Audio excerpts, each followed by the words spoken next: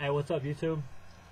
In this particular video, I want to answer some particular claims made by BeholdeGuard's video, given MBI3030. This is the title of his particular video. Giving MBI3030 a double blow. Well, let's just see what he has to say in this particular video, because I mean, I personally feel this individual has nothing better to do than to watch my videos and to make silly claims and silly arguments. But let's just see what he has to say, and let's just see if he's telling the truth.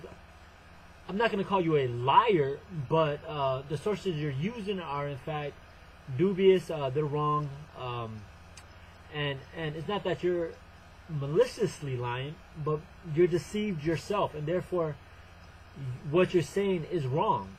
You may not know it's wrong, but you're wrong. So let's just see what you misconstrued on my video.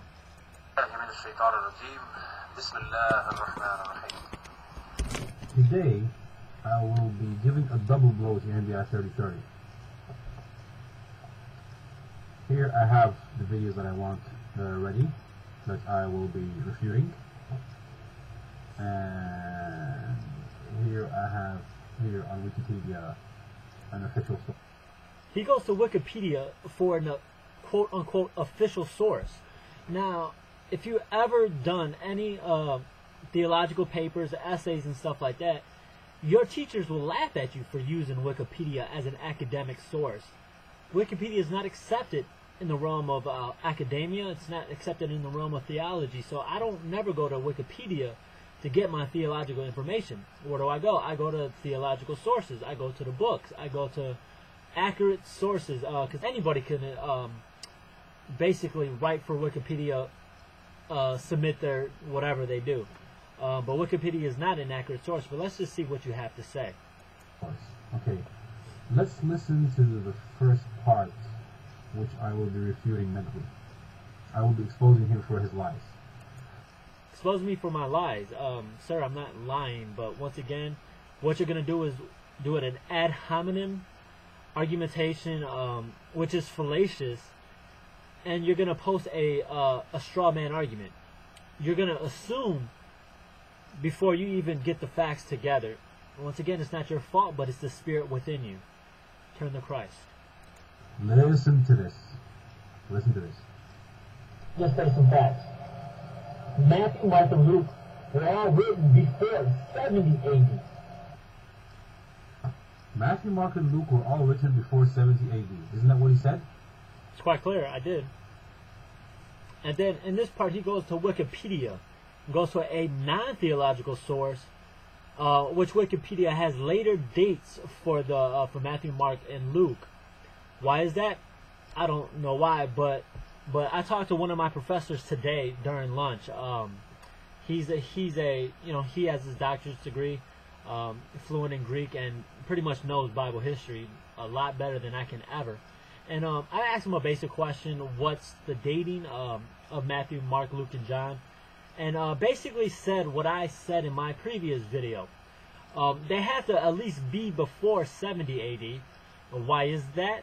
Because there's no mention of the destruction of the temple, which occurred in 70 AD, which is very important. If I was to ask any of you guys, what does 9/11 mean to you? It could mean that's what we as Americans use for emergency calls. But if I was to ask a Christian 9/11, or to ask a Muslim what 9/11 means to you, they will immediately say that the falling of the Trade Center buildings, the World Trade Center, the crumbling of these two towers. That's what 9/11 means. It doesn't even have to be written in history books. If you say 9/11, the destruction of the World Trade Centers. If you say 70 AD to a Jew at this time, what does it mean? They'll say the destruction of the temple. Why? It's so important to them. And you have to look at who are the authors of Matthew, Mark, Luke, and John. They were monotheistic Jews. The destruction of the temple was their center. It was like telling an American the White House was blown up today. They will remember that day. And so for the authors of the New Testament to not mention the destruction of the temple, which was in fact very, very hard to them. It was very key to them. And for them not to mention it in their writings, it has to say at least this one point. The writings came before the destruction of the temple. And so you're wrong in that particular point, and let's see what else you have to say. Okay, you're just going through the dates. Which, and Luke were all written before 70 AD. You're using Wikipedia, which is not a theological source. And so that's just a moot point. You're wasting my time with it. Now let's listen to this one. There were no Christians anywhere. Not even throughout the history of the churches. Nobody's ever said. At this point, you try to use my own video talking about the Trinity, because you said 1 + 1 + 1 equals 1, and how that's a ridiculous mathematical formula. And you know, I agree with you. It doesn't make sense mathematically when it comes to your particular equation, but no Christian says that. And then you go to a later part, to a different video, which I talk about the Trinity being the Father, Son, Holy Spirit, each person being that one eternal God. If you hear my video, I don't say 1 + 1 + 1 equals 1, not once. God is greater than us. God is the Holy God. Remember, the Trinity is not Jesus is but God. That's not what we're saying. We're saying that the Trinity is the Father, Son, and Holy Spirit. Each person is that one divine essence. God is greater than us. God is. Thank you very much. You have been refuted. Wassalam. I haven't. Once again, you have not touched with a 10-foot pole. What you're doing is posting ad hominems. You're posting red herrings. You're posting straw man arguments. Nobody, no Christian scholar. I mean, we're talking about academic sources for the dating of the New Testament. You go to Wikipedia. What if I go to Wikipedia for all my information about Islam? What would you say to that? Maybe I should just do a video series about Wikipedia and Islam, and let's just see what they have to say about Muslims.